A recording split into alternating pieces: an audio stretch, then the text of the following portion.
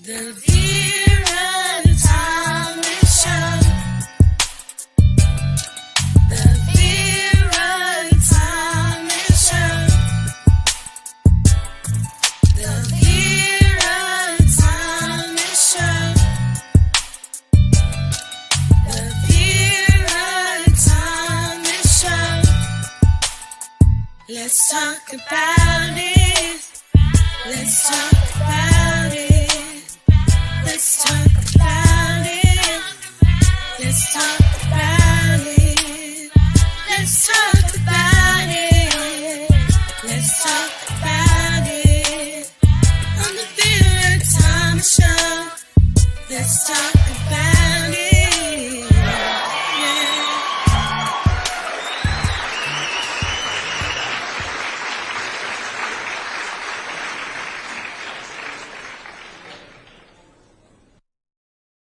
Hello, hello, hello. I am excited to be here tonight, and I'm so excited about my guest, Coach Marcus Bentley. Hello, Marcus. How you Oh, doing? I'm outstanding. How are you? I am blessed and highly favored, and Yeah, so blessed to have you here with me yeah. tonight. I finally made it. We finally made Yes, we finally made it. And what I want to do, I want to just share a brief, very brief bio, and you're going to tell us your story. But Marcus was born in Canton, Ohio. He graduated from the University of Akron. He now lives in Akron since 1996. He is the founder and CEO of L.A.V.A Athletics, which we're going to talk about. And it stands for Learning Abilities for Victory and Achievement. it. The founder and CEO of Road to the Classics Incorporated, and also founder and CEO of EBULY, eFully Yeah. No, evolve. It's unique. Evolved. Yep, Okay. yep, yep. Okay. And EVLV. I love your personal mission statement. He says, it's not the day you were born. It's lives you change because you were born. Yeah. And so that is just absolutely beautiful. And I know we have Coach here. You're going to tell us what Coach stands for. And also, you have a bachelor's in social work and a C.P.S.A. And you got so much going on. Yeah, So yeah. you also, on your email, you have a quote that says the most dangerous phrase in the language is we've always done it this way. Yeah, We've that's always done it this way. yeah, So yeah. it's time to look at things differently. And I'm going to give you the floor and let you share your story and how did you get involved in mental health and then we're going to talk about all the wonderful things that you're doing. But right now I'm going to give you the floor. Well, I got involved in mental health. It was actually unique. I was working at with the organization called Akron Digital Academy, and my cousin Chantel Lodge brought me in as a teacher assistant. And while I was there, we would go into the community, and we would notice that we called ourselves the Brolease at the time.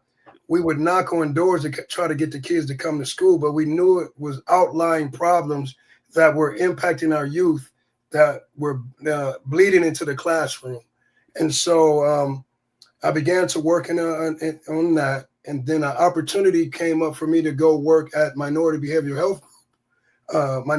Health Group, where they had an African-centered approach and philosophy as far as providing services to our youth, especially African American youth, Black children in the community. So that's how I got into it. I mean, they blew my mind. There were so many things that I learned there about ACEs, adverse childhood experiences. As you hanging around psychologists and mental health specialists, you start to realize how crazy you actually are. And so then, you have people that could speak into your life on all sides and be able to create these frameworks on you developing your own life and trying to get better. It's about being perfected, even though we're not perfect. So it's the small things, starting with principles. There was Dr. Linda J. Myers' philosophy and her approach to Black psychology, the optimal theory, where you highlight an extended self worth, extended self identity, and purpose, things like that. So when I found that out, I ran with it. I began doing school-based social work, school-based casework, and collaborating. And I was at Cross C.O.A.C.H, collaborating with those educators there. Tara Bruce Bentley. It was Tara Bruce at the time. She opened the doors for us to go in and implement our system. So that's how I got started in mental Well, health. that's amazing. And I want to talk more about that process. But tell us a little bit about your childhood and how did that shape you into the man that you are today? I had a unique childhood. I grew up in Canton, Ohio, inner city Canton, Ohio. Um, the times I remember most, I grew up watching my grandfather. I met my dad maybe about the age of but 4 or 5. But most of the time it was me and my grandfather and my mom in a bar. I grew up watching him. He had his own bar called Archie's on Carnahan. He had, so I actually grew up watching. Oh, it sounds like you tripping and can't, and you still falling. I am. I'm having a problem here. Sound like you fell for a very long time. I did. I did. Okay. But Anyway, go ahead. but growing up watching my grandfather be an entrepreneur, he owned a couple of bars, he owned a couple of stores, he had properties. But watching those individuals, watching him run his business as I grew up, watching my mom work hard and help and support him. I grew up watching so many talented people. In a bar, you get everybody. So I've seen every lifestyle that we question now. I've seen that in the bar. I've seen the ups and downs of men and women. I've seen them at their best. I've seen them at their worst. And I always noticed my mom she was almost like Jesus. She made friends with anybody, no matter where they were from.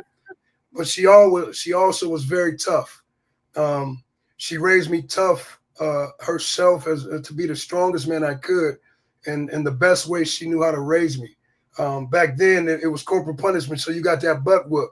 So she has some very unique ways of discipline, but I think that made me who I am today. As far as our women have to prepare us for the world in so many avenues as being a Black male.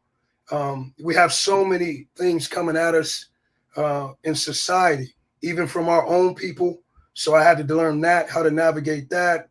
From some of our white brothers and sisters with poor value systems, I had to learn how to navigate that. A neighborhood that sometimes wanted to eat you alive, knowing, how to step up and not make excuses, finding the beauty in that hood. One thing about growing up in the projects, I grew up in a place called Highland Park for a number of years in my life. And I remember when crack came, and I talk about that a lot, but it changed a lot, man. The value system, you had guys robbing their moms and grandmothers. So in that, one thing about it is I still wake up early in the morning, and I know my friends will be watching. I'll be the first one up in the morning in the projects knocking on your door trying to play. I love to play. I couldn't sleep. And so growing up in the projects, you had so many friends. I don't know what nobody else talking about. Man, you had friends from the front to the back. Then we had Pulley Hill, so you can go down Pulley Hill on the southeast end. You have friends over there. You have Park Plus where we grew up. It was trees, and it was a forest near it. I hear that it was a former graveyard or whatever, but we could go walk through the woods and explore. So we didn't grow up hardcore like a Chicago with all bricks or New York. We actually had grass and trees to climb. So those are the things I remember most. Of course, those ills that plague us, that shape you, and seeing some of the most beautiful women in the world, because they've inserted this drug into their life, become tragically sometimes unrecognizable, right? Seeing my uncles go through it, and now recovering and becoming strong with all this talent, and they have all this muscle and they lose this muscle, so those were my heroes. The people in the hood was my heroes. That the creativity that was there, the music that was there, the resilience in my neighborhood, so my city is amazing. Um, a lot of times, I know we because of the trauma that exists there, we often escape. You talk about Canton, you tell somebody, man, I'm about you going home, man. So many of our brothers and sisters buried there. It's it gotta be an initiative to really care and give back to our city. I say we need to put the CA in, the can, back in Canton. You know what I mean? I Canton. agree. I So agree. yeah. So that's pretty I much. It's exciting though. My brothers and sisters, like I said earlier, we was the hood Brady Bunch. So, you know, uh, me and my sisters grew up together. My mom, we had different dads. So that was fun too.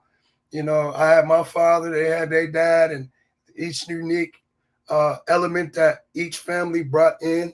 So, and then in meeting my father, he worked for the Tiffany Company, and meeting his wife Barbara Card, and then I ended up finding out I have brothers and sisters. You know, uh, my brother BJ, Adrian, my brother Star at the time. So that was exciting. So now it's expanded. Now you got this other word where I used to go visit my dad on Lippert Road on the northeast end. So we didn't grow up going to church a lot.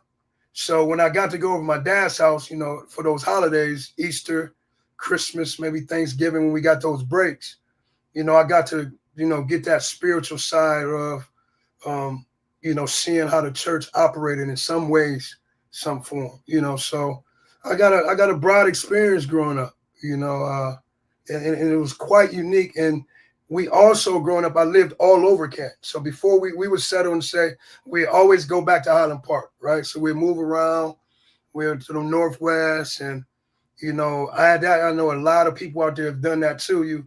You move to this side of town and you're trying to settle and you're finding other opportunities, but then you end right back up and rebuild, and we go right back to the hood. My grandmother, I spent a lot of time with her. She was like the queen of the Highland Park, and Virginia Bentley, she she was that woman. She became an educator by being a lunch lady at Lathrop. So when I would get in trouble in school, I would have to stay with her. I get to go to Lathrop, and watching her work the playground. So you talking about these these inner city youth on this playground? It was action, and she had control of that. So I watched her communicate effectively. I watched her use her tone. I watched her use not only empathy but compassion, really showing that she cares. So when I think back of all those influences in that time, in our family we have a number of valued educators. That same Lathrop School was named after one of my cousins, Pearlie Compton. You got Stephanie Patrick Russian, uh, uh, Stephanie Russian Patrick, I should say. That's my cousin now, right? So yeah. we have a lot of valuable educators in our family. My aunt Laura McIntyre, right? So all these different individuals, education wise, but we still have that battle with the hood, right? So we still got all these educated folk, but some of your cousins and them kind of get, they get wrapped up in the streets, because it's always prevalent. It's always there. Yes. Now, I, one thing I do want to say, because even though you lived in the projects,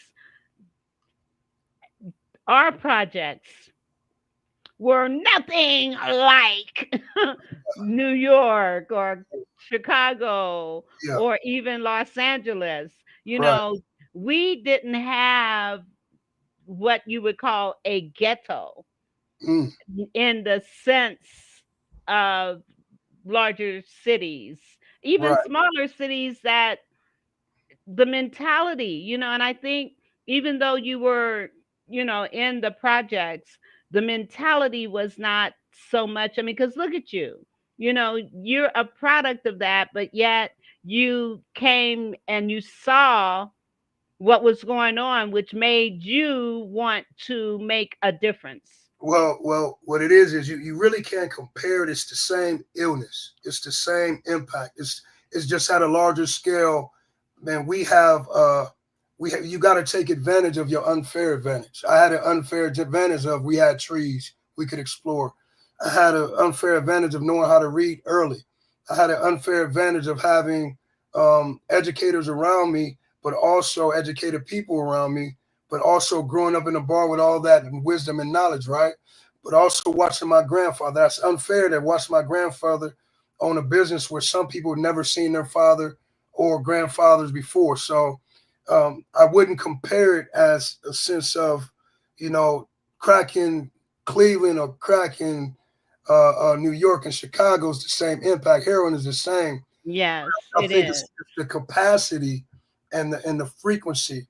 So even in our small pocket in our district, you talking about growing up in Canton, the amount of crime that takes place in that small pocket per capita per person, you know, that's at one time we was the most violent small city in the United States, right? Right. You know, Yes. and the sad thing is, when I grew up in Canton, Canton was considered one of the best places to raise a family. Wow. Yes, it Wow. was. See, and so you introduce these products, these devices. You introduce gun violence. You introduce drugs. So then you introduce these things. It's low education and the quality of work. You know, opportunities. If factories leave, or if you don't have a skill, you're going to have that money, that street money is going. We're going to use what's in our surroundings to survive. So that's always an option. So always having those guys, thinking me and my Uncle Jeff Bentley was like my first brother. That's my grandmother's youngest son. And so he was my first big brother. Our vacations in the summer, we would go visit Mansfield Penitentiary because unfortunately, if you Google historically, my last name, the Bentleys, and I'm not saying nothing our family don't know. We was some bad. So it was some action, right? And it was so many of us, as far as my elders. My grandfather had 7 kids and his brother had, I think, 7 kids. So it was all these Bentleys everywhere, but all this intelligence and talent, but at times it was high crime, right?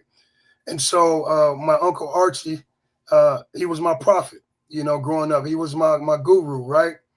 My shaman, right? So we would go visit him on field trips in the summertime. Our vacation was going to Mansfield prison to visit him. We thought that was everything. We'd stop along Wow. the way. And but my Uncle Jeff said he still has trauma from hearing those bars clanging. I didn't know what was going on. I just got to see my uncle because he looked like a superhero. He had muscles, but he would always drop knowledge. And one of the things when he did get out of prison, the first thing he taught me was positives and negatives. He taught me the difference between what was positive and what was negative. And and then he also taught me the keenness of the Holy Spirit. I didn't understand it then, but to be tuned in to a spiritual life, to be connected to something greater than you, and to have purpose. I learned that from my uncle. Yeah, Wow. he was cold. I seen him fight the police, man. I was like, he got out, man. One time oh my goodness, man, like how they be popping people now. I'm so blessed my uncle's still here, because I've seen him pick up law officers by they belt buckles because not all of them were right, and so they, some of them I remember at the time, it was some shady stuff going on, but uh, just being a kid witnessing that, but. Uh, And seeing all those things, how did it impact you as a child? Man, it just made me I wanted to be strong like that, but I didn't want to I didn't want it to come with the violence and the pain. Um, at the same time, you would see my uncle helping out firefighters or community. See, it's almost confusing. It's bipolar, right? You see them one minute they're talking to law enforcement and it's all this respect and they're doing these great things in the community, but then all of a sudden you see these images of violence and pain and now you're trying. They build up this fear.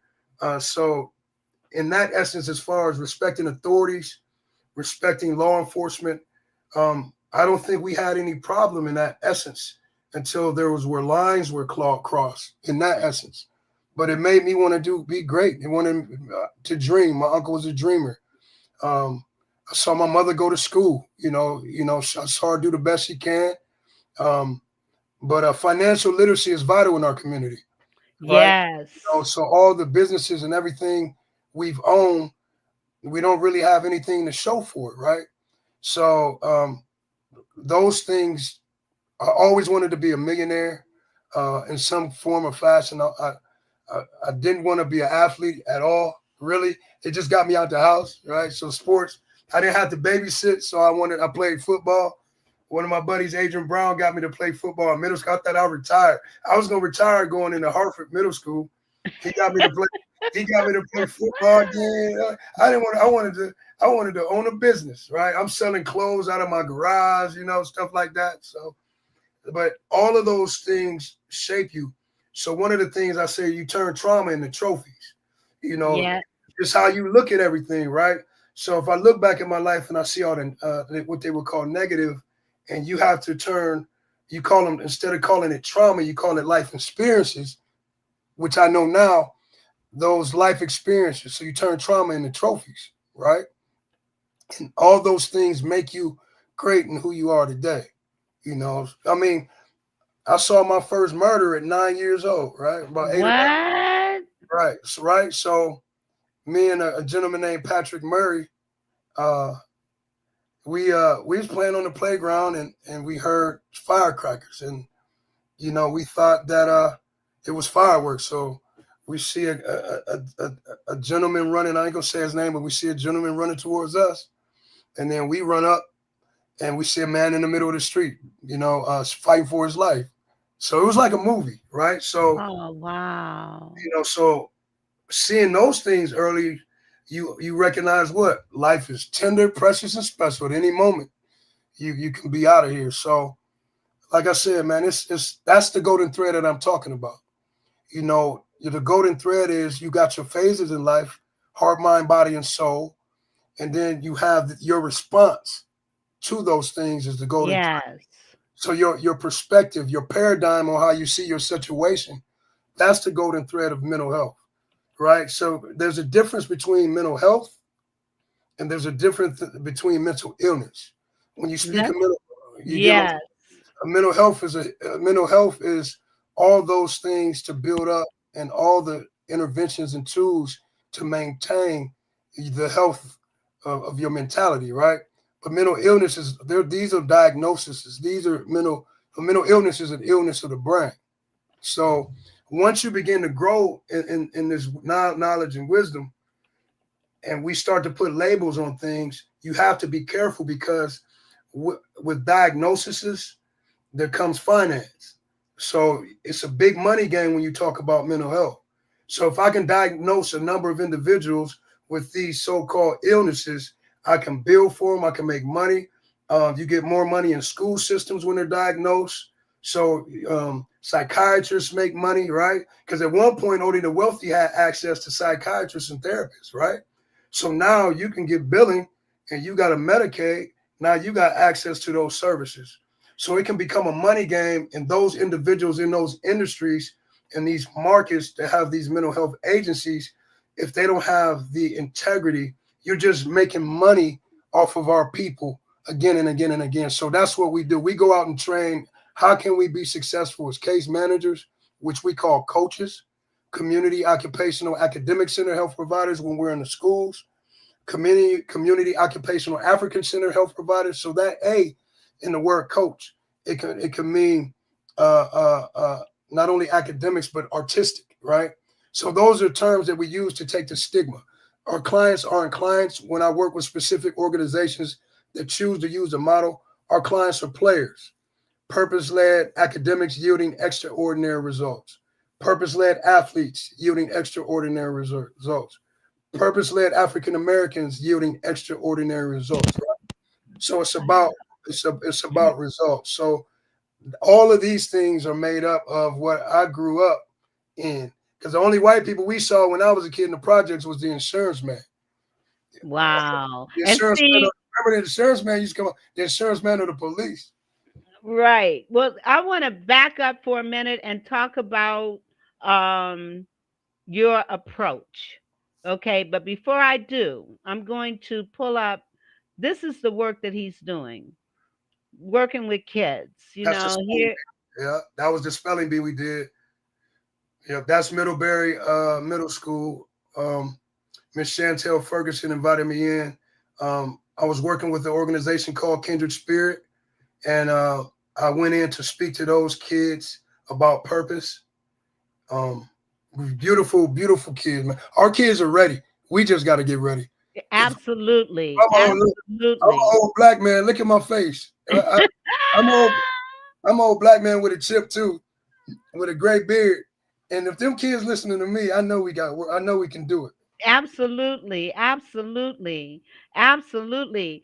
So, can you give me some examples of results that you've gotten with the work that you're doing? So let's go back. Once I got to college, um, uh, uh, once again, I know I put this out there. A woman by the name of Mary Ellis filled out my paperwork for me to go to college. Didn't think I could make it.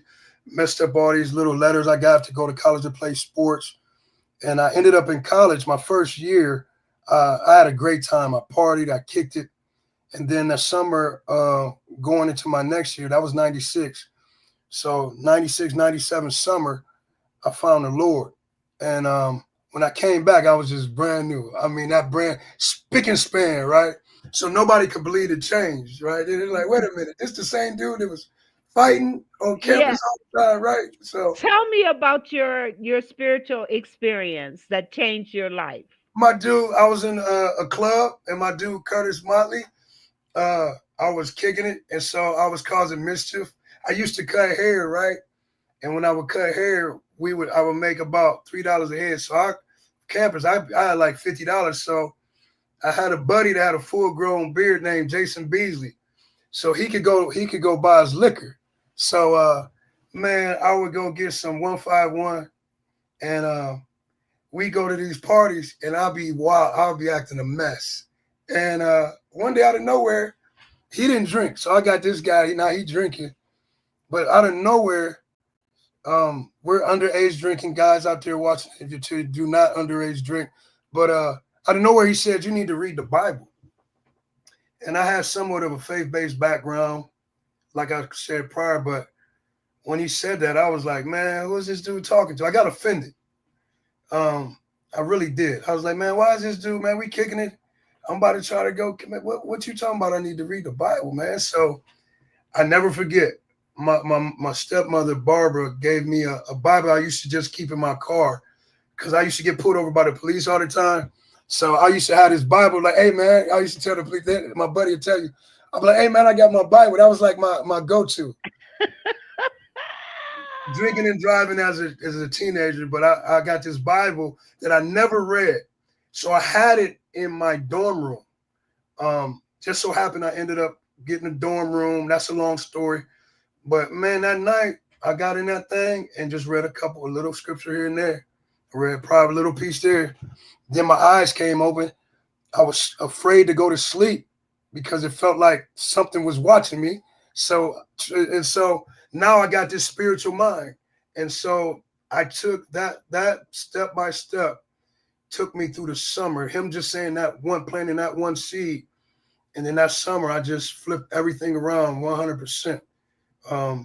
I just found that something, that piece that I could plug into that was greater than me. And then I got to campus. And so this is where L.A.V.A got started. I got to campus and I started sharing the gospel. And in the process of sharing the gospel, I figured out we could start student organizations. So what I did was basically a business plan. I started a student organization called Under God. We started a Bible study. People just started flooding to this Bible study over those few years while I was in college. Through that Bible study under God, we started another organization called Voice, Volunteering Opportunities in Community Education. And so we would take kids from campus out into the community, get community service hours. Man, it's just little old me, that same boy. And out of that program, even today, we got preachers, Michael Young, Rick Jones, Julius Lancaster. We got Super Bowl champions like Dwight Smith won a Super Bowl going to that Bible study.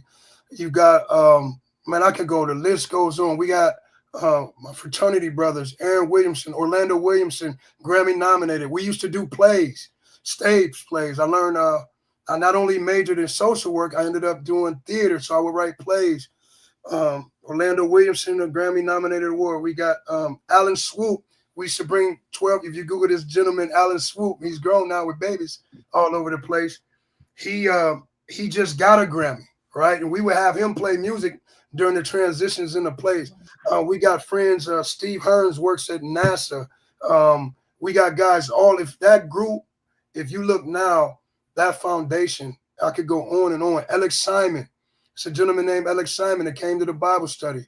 He's playing for the Cavs. He's playing all over the country.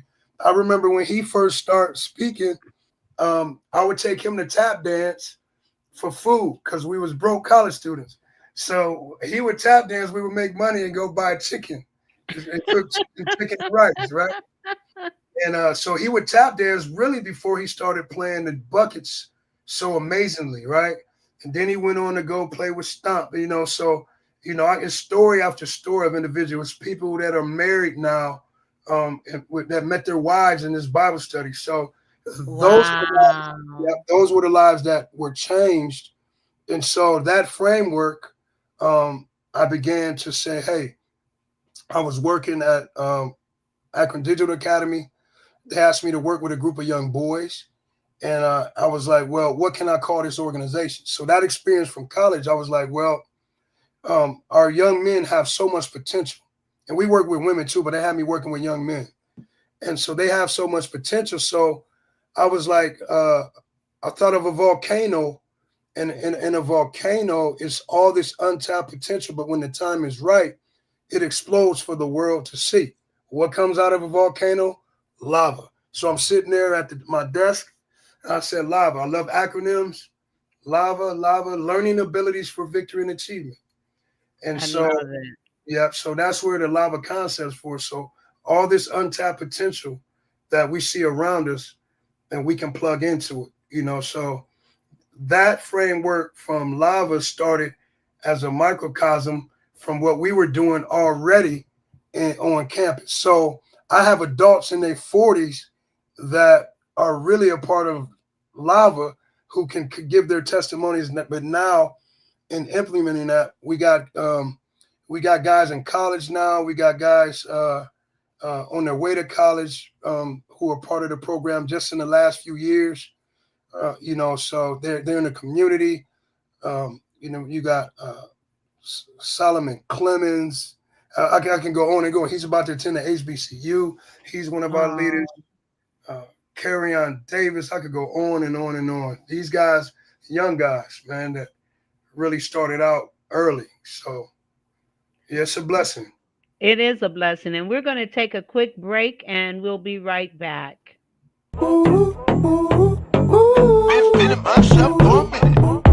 Hallelujah. Okay. How was a quick break? Stuff is moving slow. All right, come on now. Okay. Hallelujah. Okay, there we go. But Hey it's there, not showing Jason up on McNamara here, and I'm about to drop something truly. Let me introduce you to ChatBridge. It's a revolutionary new solution for getting great results from your online networking. Today, online networking has become the standard for millions of professionals. However, getting results. I think you're muted, so you might have to unmute yourself. Well, one thing, what's happening is these videos Let me introduce you to ChatBridge. Can you hear me now? It's a revolutionary new solution for getting great results from your online networking. Hello? Today, online Now networking I has can't hear become the you. standard for millions of I can't professionals. hear you. However, getting results from your meetings can be Okay. a daunting All right. task. Well, you know what? I don't But know what's now going that on with my challenge has been videos, so solved. we will just keep on Everyone moving knows how along. hard virtual meeting follow-up is. So They're You go playing to right an online meeting where at the end, people say save the chat to follow up. And now you have a nearly unusable and ugly chat text file to work with. You can now say goodbye to the hassles of downloaded Zoom-type chat records. For the first time, with the introduction of this new chat bridge tool, you have a simple system to easily import, search, review, follow up, and find opportunities with the people you meet in all of your virtual networking meetings. And we also made it easy to archive all of your chat files and information on the people you met networking.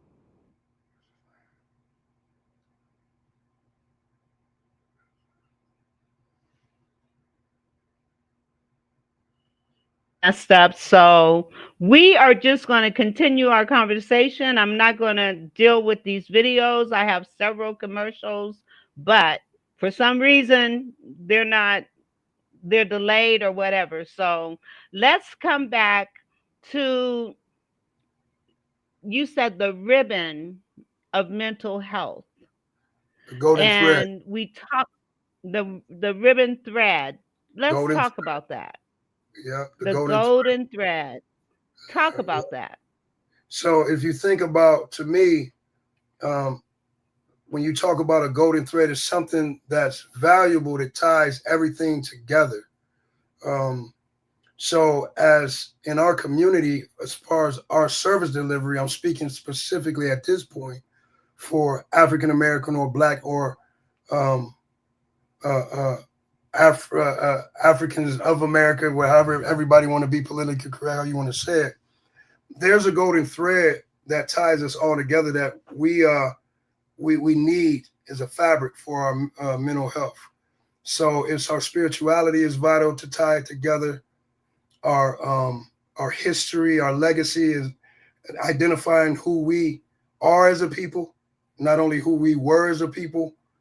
Our purpose, mission, and vision, and value systems, bringing those things back, the legacies of our ancestors. So if you don't acknowledge those pieces of the puzzle, you're going to have chaos because you don't have anything. You don't have any connection to anything great.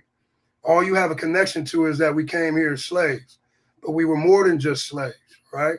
There were libraries and science and technology. So if you don't tie those things in it, that's the golden thread. The things that you're missing that we need to weave together to bring identity back to who we are, our commerce, our money systems, right?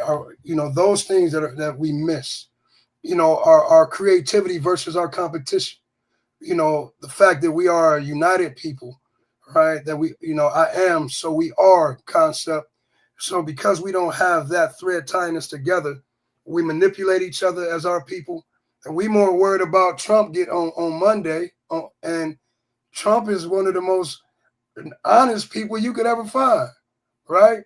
But we got more people close to us that'll hurt you faster than a Donald Trump, right? I got people faking the funk right now that I can't tell who they are right in your circle. You worried about Mr. Trump, right?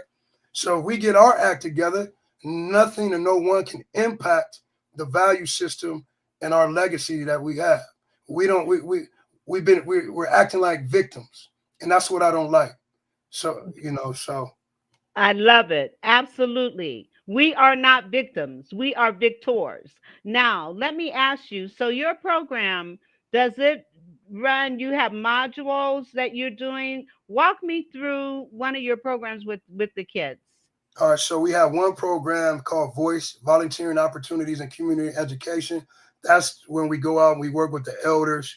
We're developing each program to get to work hand in hand with the youth to show them an example. Not only are you a model, but you're showing them you're working right alongside with them, so they can see you problem solving. You're teaching life lessons. If we're gardening, we're teaching the difference between a weed and a plant. You're showing strength, you're showing integrity. They're learning how to communicate. So that's one thing. Then we're getting them job ready. So most of those guys that worked with me this summer, I think almost all of them have jobs now, whether it's Walmart or car wash, right? So we want to feed them, then bleed them into the community, I basically. love it. I love it. And what age groups do you work with? All the way, we got kindergartners out there pulling weeds.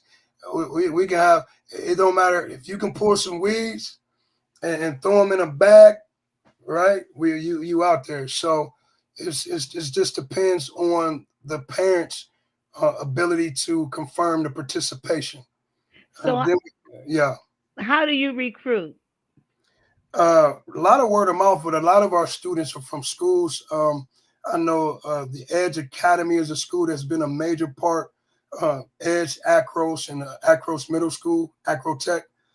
Um, they've been a major part. Dave and Susan Dudas have been large supporter of L.A.V.A from the beginning. So they allowed us to go into their schools, to clean the schools as fundraisers. So also through mental health agencies like Kindred Spirit, you get Minority Behavioral Health, Reaching Forth, um, United Community Wellness. You know, some of these organizations are in the schools, so they open those schools up to us. Now you have 100 Black Men, which we're a part of. You got Men of Canton. You know, so all these organizations, you got churches, you got urban also prevention programs like that, who we link up, and then you find out, hey, you got kids, let's team up, let's work together. In Kent, you guys got Walking with a Purpose now. So many organizations, Summit County Community Support, right? So if we build a collaborative network, now you have a coalition. So, Yes. right. So that's what we miss. So our other brothers and sisters, they do a great job. One of our board members, Ryan Burke, and his wife, they just raised some money for an organization. He was telling me how she did it, Nicole, and her passion and her desire and her vision. And these are some of my best white friends in the world, right? See, so you can't get caught up in color, right? Right. You're a child of God. You're a child of God. I don't want no Christians. I need child. It's all kinds of Christians. I want to know if you're a child of God. So Amen. we've been able to team up with some children of God who don't always look like us, who are opening doors for us, that recognize that we're an underserved community, right? We're underserved. We're not disadvantaged at all. We're just underserved. So Yes, I those, love it. so those are the individuals we link with. Um, yeah, it's exciting, man. It's exciting on all levels. So that's the volunteering. We got sports programming that we do. We got Coach Bridges coaching right now, doing some of our sports programming where we got basketball teaming up with different schools.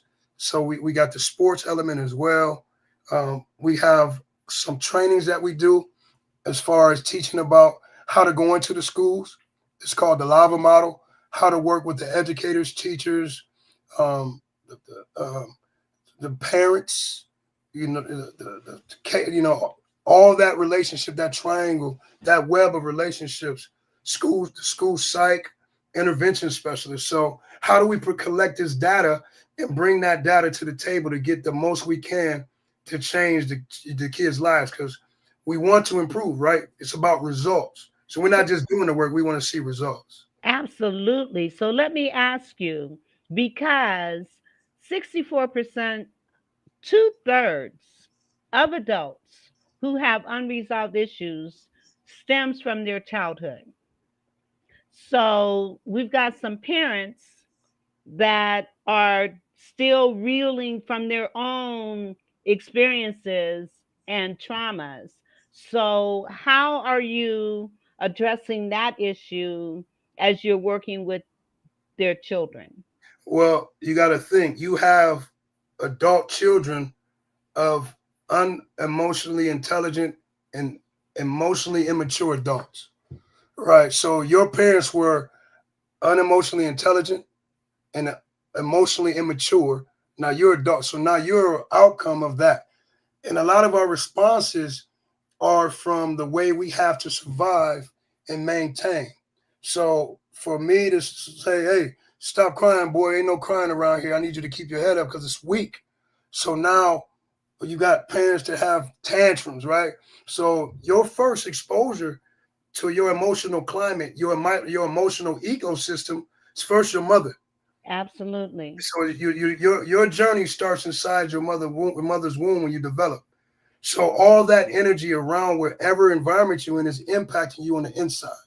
Your next response to trauma is how you've come into the world through childbirth. As you come through the mother's birth canal, that journey through that canal is a violent journey as well. Then you come into this peace for a second, this breath. And then now you start talking about the phase of development. So if I have a particular condition where I'm developing in a situation where everything around me is provided, I have an emotionally mature adult. So when we cry as babies, hey, don't leave that baby laying down. You better not pick that baby up. But can you imagine the other family? Hey, I'm gonna pick that baby up. So he knows when he cries that it's somebody coming, and he's gonna be comforted. To where the other baby is like, I'm gonna sit here and cry. I just cried for 2 hours straight, and ain't nobody come. So we have trust issues off top. So all these small components, when you identify that, first is recognizing you messed up. We gotta get somewhere and say first, we have a lot against us.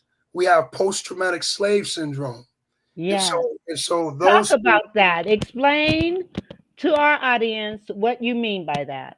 Well, it's a book called Post-Traumatic Slave Syndrome, and she laid it out well. And it's all our responses to our environment around us because of post-slavery, antebellum slavery.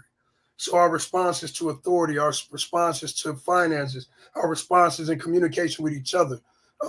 If you read the controversial Willie Lynch letters, you put light skin against dark skin.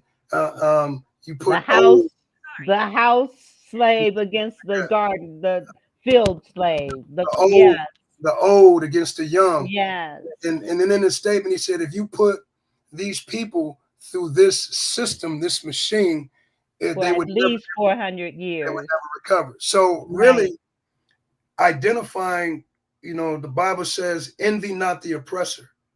So when we speak of oppressor, we talk about they this, they that. The oppressor is not a person of color. The oppressor is anybody who has the ideology of the machine, the system, what they call the system, right? It's a machine. The machine is going to reproduce. If you program it, it's going to reproduce a mentality, a paradigm of individuals that think, talk, walk the same, right? So if I put an image of fear in the program and these are the people you're supposed to fear, you're going to fear them people no matter what, right? And then it becomes a part of your DNA. So it's called epigenetics. So as the oppressor, which can be anybody, any color, who takes on that concept of the oppressive mentality, those are the individuals that you need to be aware of. I don't care what color they are. Once again, we're looking for those that are born of the Spirit. We want children of God. So it makes a difference. So that way you can identify who's true. Because many are called, but few are chosen. Yes. So it ain't that hard to find only a few people, right? Because in most organizations, only a few people do the work. So identifying where we've come from, where we are, admitting that, and reinstituting the values that we know from, faith, collective work and responsibility, cooperative economics, all those things really in the Nguza Saba, right? Those principles, whether I don't care if a man made it up or not, that holiday has a series of principles, self-determination, right? And then we have to turn upside down the theories that have been implemented on us as far as Black psychology. I was actually drawing something up, and I don't know if I still have it, but as you talk about Maslow, so I was sitting here once again reviewing when you talk about Maslow's hierarchy of needs, right? Yes. And so every social work agency, every mental health agency, every psychiatrist, if you want to be a doctor or nurse, you gotta know Maslow's theory. So the issue when you're talking about an African-centered approach to changing our people and what you're talking about to help change that mentality, what they do is and it's a European concept, and they start with the physiological: food, clothing, water, the stuff, right? Then you want to be safe. Then you want love and belonging. That's what they're selling you. Then it comes self-esteem, and then comes uh, uh, self-actualization, right? When So it should be the other way around. So for our people, we need to start it from the bottom up. You need to start with self-actualization. Through my self-actualization and understanding how I impact the world around me, how I impact others. If I start with emotional intelligence, right? And if I start with those things, my self-esteem grows. So now I'm moving up to self-esteem. And I know you probably can't see it, but now you're talking about self-esteem, right? Then you're talking about now I have self-esteem. I can go in a relationship and understand love and belonging, right? Yes.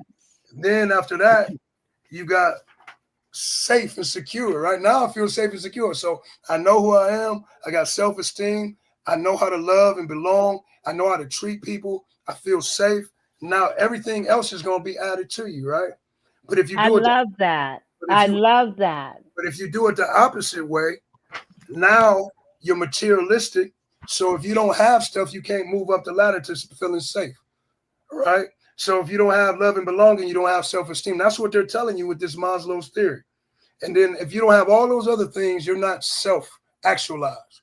And so that's when you have a high level of suicide. That's when you have a high level of individuals that don't love who they are.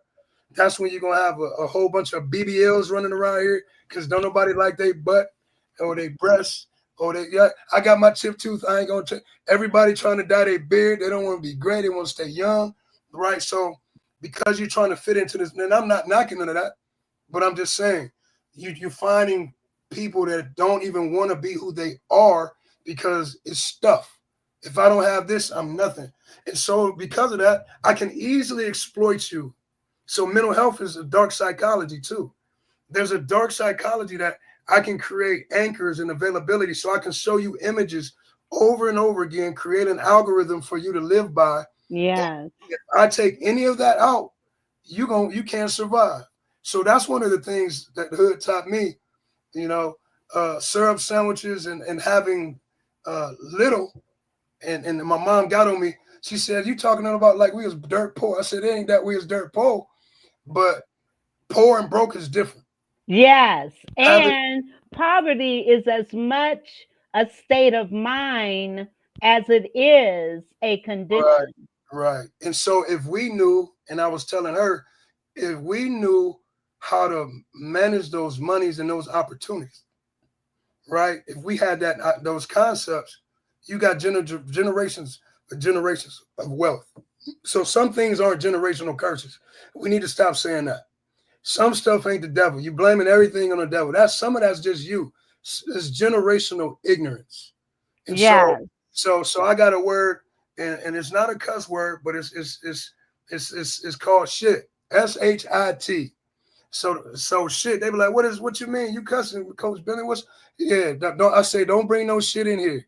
I don't want that shit around me. And they be like, what do you mean? You know I love acronyms. Shit stands for selfishness, hate, ignorance, and tolerance. Right? If you got selfishness in your organization, in your church, in your company, in your business, if it's hate, if it's ignorance, and you tolerate any of that, that's shit. Right? I And agree. I agree with you. get that shit I out. agree. And one Yes. thing about that shit, when that's in your organization, it smells like it and you know it right away. So that T is tolerance if you don't get it out right away. Coach, And that holds true with not only organizations but also in our homes. We need to teach our kids to be more loving. But if, like you said, if emotional intelligence is lacking in the parent, you can't teach what you don't know and you can't give what you don't have. And that's why I was asking about the parents, because as you know, that's a part of what I do. And I'm very concerned with how parents perceive themselves. And just think, if we focused on self-actualization First. from first. Even scripture says, love thy neighbor as thyself. You can't get to all those other areas if you're not in tune with who you are. And if you don't love yourself, you And they know, start backwards. They start, so all your classes, I'm sorry, y'all Maslow folk. I know my Abraham, Maslow, God bless the brother. I love what he's done, but you got to flip it. Go Google it. You flip it. Watch your life change. At one point, Maslow, if you study him, he got even higher in depth because he knows there's a fourth psychology. There's a whole transcendent level of focus and meditation to that where you can go to. I'm not even going to get into that, but you need do to you start. teach your kids forms of mindfulness and meditation? Yeah, and my kids, they even go to counselors, so they learn that as well. So counseling shouldn't be shunned. you know, in our community, getting somebody to talk to and sit down and teach some strategy, yes, and then breaking them off a piece of your spirituality, whatever that is, is awesome. See, Coach Clipper told me this the other day. I got a brother named Coach Carlos Clipper. He said, you don't got to drink the whole ocean to know it's salty. That's true. That's true. Yeah. So that's the organization in a nutshell. I'm just big shout out to all the organization, all our collaborative partners. They're putting in that work out there. I'm just so proud of you, our Lions team, Mount Union, Mark Black and Coach Booth, Brother Baker out there in the Lions. These guys are trying to put these organizations together. That Walking with a Purpose organization, fighting hard to build. Denzel Williams down at the center, Ed Pill, all them, all that team down there. Mm-hmm. They're trying to put these things together and opening the door for us to do programming. I think, once we find more, if I can duplicate myself, that's the mission. Well, then you need to package it as a franchise or something to that effect. Get it in a situation where it can be white labeled and sold to other organizations to do what you do. But it would include a train the trainer certification. You know what I'm saying? I get them right. Hey, we gonna turn the world upside down. It's pretty. Yes. Hey, it's power in your words too. Remember that. How Yes. what we say will manifest. It's just Yes. nothing you can do. So if you thinking it's energy going, right? Yes. So I got this thing called the 17-second rule. You got 17 seconds to get rid of the negative thought, right? And with my kids, I say if you don't get rid of it in 17 seconds, you turn into a zombie. My own children.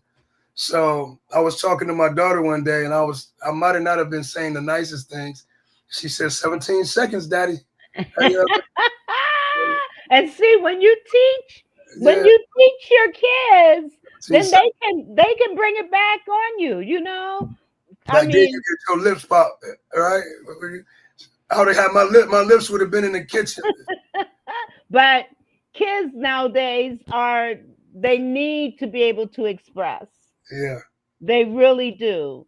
I think a lot of the traumas that people my age or within this age group, a lot of the trauma comes from the fact that we were told kids are to be seen, not heard. yeah, Stay in a child's place, which you do need to stay in a child's place. However, children need to be heard as well as seen, because that will eliminate some of the traumas and some of the negativity that these kids are feeling, because they're keeping stuff inside. And you know what? We've got 30 seconds before this show is over. Can you believe it? So what I'm going to do, I'm going to give you the floor and let you give the last words. I I just believe in us. I believe in us as a people. I believe that I believe in all our brothers and sisters and all of the children of God that we network with that really have a heart of change, a heart of impact. I believe that we need to be inspirational leaders more than motivational leaders. And I think if we get it down and write it down and make it plain, it's going to manifest. Amen. Amen. Because even, scripture says, write the vision, make it plain. Absolutely. Absolutely. Well, listen, I appreciate you being here. And please like, share, comment, and subscribe to the Vera Thomas Show. Thank you for And we will thank you for being here. You're doing some awesome work, and I'm looking forward to partnering with you as well, because the work is phenomenal. And if we can, it's all about changing lives. It's all about changing lives. So thank you for being here. I will have you back again. You are going to write a book. Yeah, I will. Sure. And we didn't talk about your playwriting, and you're a playwright, a screenwriter. We're gonna have to have you come back to talk about those things as well. So in the meantime, big shout out, you know what? Real quick, big shout out to Terrence Spivey, the Amen Corner, my mentor, world-renowned director. If you go to the Weathervane Theater and go online, you need to go see James Baldwin's Amen Corner at the Weathervane Theater. Oh, it's playing now? Yeah, y'all got to get there. Oh, wow. Okay, that sounds like something to do. All right. Well, listen, thank you. Thank you. Love you. And we will talk again soon. And if you would hold on for a minute, I would appreciate it. We will see you all next on Thursday. Yes. Bye-bye.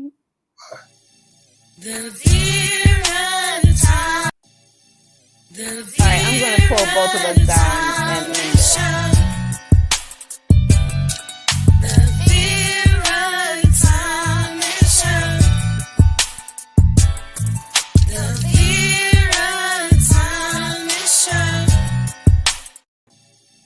The Vera